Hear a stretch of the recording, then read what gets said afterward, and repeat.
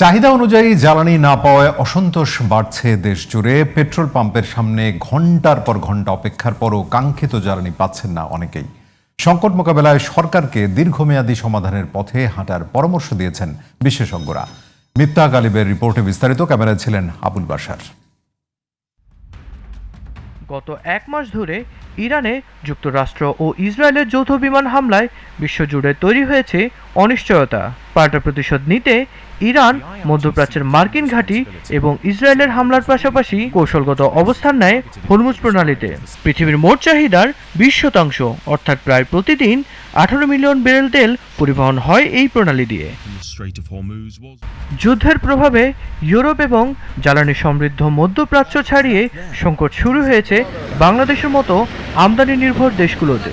ঢাকা সহ সারা দেশের প্রামগুলোতে দীর্ঘ লাইন এবং চাহিদা অনুযায়ী জ্বালানি না পাওয়ায় অসন্তোষ জনমনে। আমি মহাখালী যে কয়টা পেট্রোল পাম্প ছিল সবগুলাতে আমি গিয়েছি, একটাতেও তেল পাইনি। একেবারে খুবই খারাপ অবস্থা। যমুনায় গেছি, তারপরে আপনার লিং রোড ঘুরছি, এই মহাখালী সবগুলা পাম্প ঘুরছি, কোনো জায়গায় তেল নাই। সরকার বলতেছে তেলের ঘাটতি নেই, বাট আমরা পাম্পে গিয়ে দেখতেছি তেল নাই।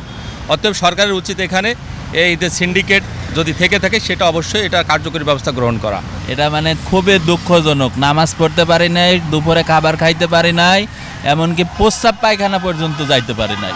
জ্বালানির কোনো সংকট নেই সরকারের পক্ষ থেকে বারবার এমন দাবি করা হলেও ভিন্নমত বিশ্লেষকদের। দেশের মধ্যে একটা বড় ধরনের চাপ তৈরি হতে হবে। জনগণ যে এই কারণে ক্ষতিগ্রস্ত হচ্ছে এইটা প্রতিষ্ঠিত হতে হবে। 2 কার্গো এলএনজি আমদানি করছি, অমুক করছি, তমুক করছি, এটা বিষয়টি এমন নয়, আর বিষয়টি তাৎক্ষণিকও নয়।